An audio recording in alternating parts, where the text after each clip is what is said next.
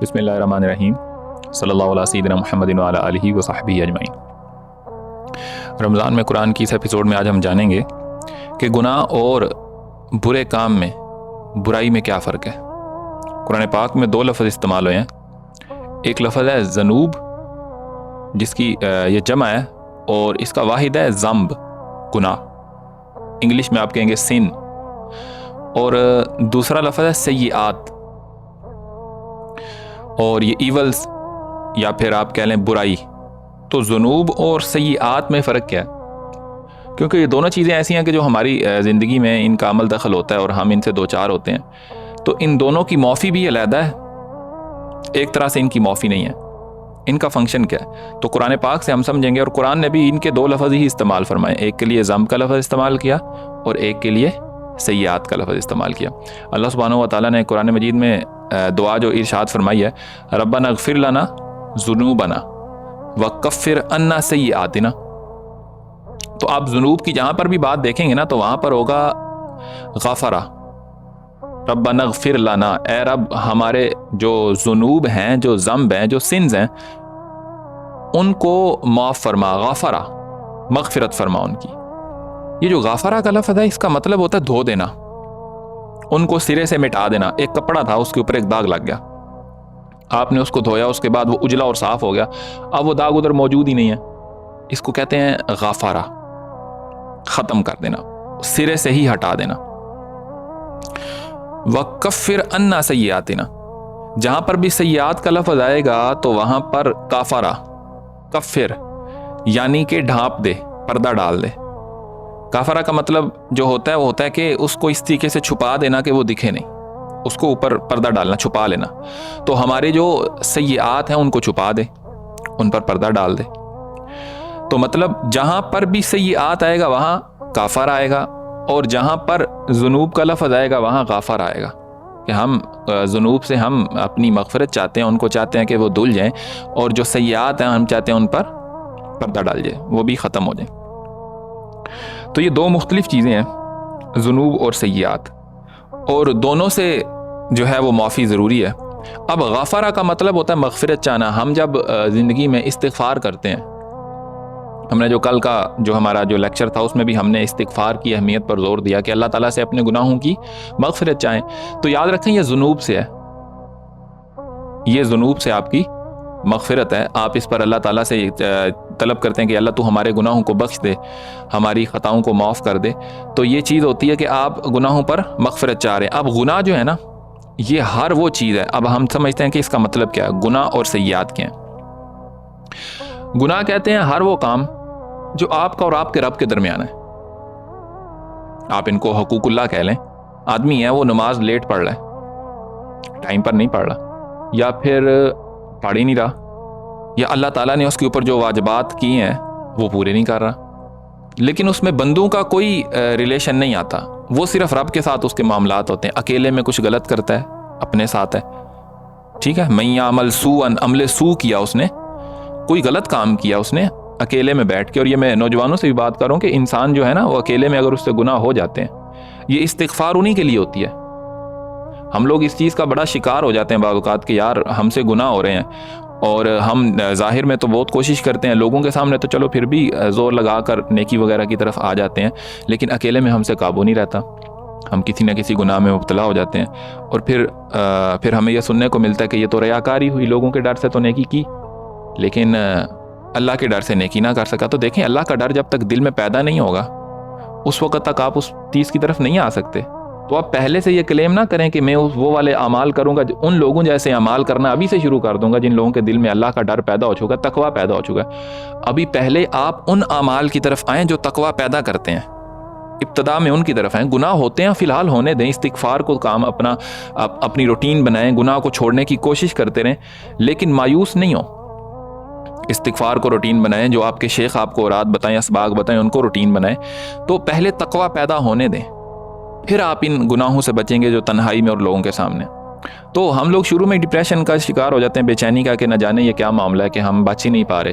اور کئی لوگ تو کسی اللہ والے کا دامن تھامتے ہی نہیں ہیں، اور نہ ان کو کوئی رہنمائی دینے والا ہوتا، تو وہ ساری زندگی اسی بے چینی میں اور اپنی یہ عمر گزار دیتے ہیں کہ نہ جانے کہ کیا معاملہ ہے کہ ہم اکیلے جب ہوتے ہیں تو ہم سے ہو جاتے ہیں، اور جب لوگوں کے سامنے ہوتے ہیں تو ہمارے میں ایک دوگلا پان آنا شروع ہو جاتا ہے. تو اس دوگلے پان کو ختم کرنے کا یہ طریقہ ہے کہ آپ کے کوئی شیخ ہوں، آپ کو رستہ بتانے والے ہوں. یہ کوئی پریشانی والی بات نہیں ہے، استغفار کرنا چاہیے نا اس پہ. تو یہ انہی چیزوں کا حل ہے. تو بہرحال بات ہو رہی ہے کہ ذنوب من یعمل سوءا، جس نے کوئی برا کام کیا، اکیلے میں بیٹھا تھا کچھ کر گیا، یا کوئی بھی برا کام کیا اس نے، لیکن وہ اس کے اور اس کے رب کے درمیان تھا. او یظلم نفسا، یا اس نے اپنی جان پر ظلم کیا، ٹھیک ہے، نفس پر ظلم کر لیا، جو کام منع کیے گئے تھے، حدود اللہ منع کی گئی تھی، ان کو کراس کر گیا. یستغفر اللہ، تو وہ اللہ سے توبہ کرے، استغفار کرے. یجد اللہ غفور الرحیم، وہ اللہ تعالیٰ کو غفور بھی پائے گا، رحیم بھی پائے گا. ٹھیک ہے، اس نے صرف استغفار کی اور اس نے اللہ کو غفور الرحیم پایا، معاف کرنے والا پایا. دیکھیں ایک صحابی رسول تھے، نبی علیہ الصلوۃ والسلام کے پاس آئے اور اللہ کے حبیب صلی اللہ علیہ وسلم کے پاس آ کر عرض کرنے لگے، یا رسول اللہ مجھ سے گناہ ہو جاتا ہے. آپ نے فرمایا اگر گناہ ہو گیا ہے تو اس پر استغفار کریں. تو عرض کرنے لگے حضور استغفار کیا پھر گناہ ہو گیا. آپ نے فرمایا پھر استغفار کریں. عرض کرنے لگے حضور پھر استغفار کرتا ہوں پھر گناہ ہو جاتا. 3 دفعہ انہوں نے عرض کیا. تو اللہ کے حبیب نے فرمایا اتنی استغفار کریں، اتنی استغفار کریں کہ شیطان رسوا ہو جائے. شیطان کو آپ رسوا کر دیں. اللہ کے حبیب نے کتنا خوبصورت قاعدہ بتایا کہ شیطان اب بار بار آپ سے گناہ کرا رہا ہے لیکن وہ کامیاب نہیں ہو رہا. یا تو ہوتا نا وہ کامیاب نہیں ہو رہا. کیوں؟ صرف گناہ کرانا اس کا مقصد نہیں تھا.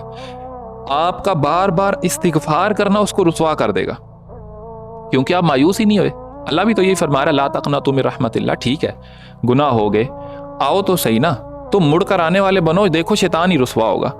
تو شیطان کا مقصد تھا آپ کو اللہ سے مایوس کرنا، اس کے لیے اس نے گناہ کروائی، اس کے لیے اس نے آپ کو برے رستے پر لگایا. لیکن آپ کیا کرتے ہیں؟ بار بار مڑ کے آ جاتے ہیں، بار بار مڑ کے آتے ہیں، تو وہ پھر اس کی محنت ضائع جاتی ہے اور وہ رسوا ہو جاتا ہے. اور اللہ کی رحمت اتنی وسیع ہے، میں اکثر یہ بات کیا کرتا ہوں کہ ایک کپڑے کو دھونے کے لیے نا اگر داغ لگ جائے، ممکن ہے 1 بالٹی پانی چاہیے ہوتا ہے، اس کو رگڑنا محنت چاہیے. لیکن وہ گناہ جس نے آپ کے دامن کو داغدار کیا، اس دامن کو صاف کرنے کے لیے 1 آنسو کافی ہوتا ہے. 1 آنسو اگر آپ نے رب کی بارگاہ میں بہایا نا، وہ جو دل سے بات نکلی ہے وہ اثر رکھتی ہے، وہ دھل جاتا ہے، اور ایسا دھلتا ہے کہ وہاں پر داغ نظر بھی نہیں آتا. ایسا اجلا کرتا ہے رب آپ کے دامن کو. مانگ کر دیکھیں، اس میں تو کوئی پریشانی والی بات نہیں. اور کل بات اسی بات پر ہو رہی تھی کہ آپ استغفار کریں، لیکن استغفار کرنے کا ایک طریقہ وہ بھی ہے کہ اللہ تعالیٰ نے وعدہ کیا میں قبول کر لیتا ہوں، اور وہ ہے کہ آپ حضور کی بارگاہ میں چلے جائیں. دیکھیں شریعت حضور لے کر آیا تو نافرمانی تو حضور کی بھی کی نا، نہیں عمل کیا، حدود اللہ کا نہیں خیال رہا، غلطی سے جان بوجھ کر گناہ ہو گیا، لیکن لوٹ کر آنے والی نیت ضرور رکھیں کہ میں نے لوٹ کر جانا ہے، میں نے بار بار معافی مانگنی اور اگلی دفعہ نہیں کرنا. آ جائیں حضور کی بارگاہ میں، عرض کریں اور پھر اللہ تعالیٰ سے معافی مانگیں، تو آپ دیکھیں کہ اللہ وعدہ کرتا ہے میں تم سے تمہارے گناہوں کو معاف کروں گا. تو گناہ جو ہیں وہ آپ کے اپنے ساتھ ہیں، آپ کا اور آپ کے رب کا معاملہ ہے. تو جو شخص گناہ کر رہا ہے نا، اس کو چاہیے کہ وہ استغفار کرے، کثرت سے استغفار کرے. سلسلہ برہانیہ ہمارے جو شیخ طریقت ہیں سیدی امام الدین، آپ فرماتے ہیں کہ جو شخص استغفار کر رہا ہے نا، اگر تو اللہ نے اس کا گناہ اس پر پردہ ڈال دیا. اللہ کی رحمت دیکھیں کتنی ہے، اللہ والوں سے پوچھیں تو سمجھ آتی ہے. آپ فرماتے ہیں کہ جب ایک بندے نے گناہ کیا اور اس کے اوپر اللہ نے پردہ ڈال دیا، تو استغفار کا تو مطلب یہ تھا کہ اللہ تو میرا گناہ چھپا دے، تو اس کی تو دعا قبول ہوگی. اٹ مینز کہ اس نے توبہ کر لی اور اس کا گناہ ظاہر بھی نہیں ہوا تو اللہ نے معاف کر دیا.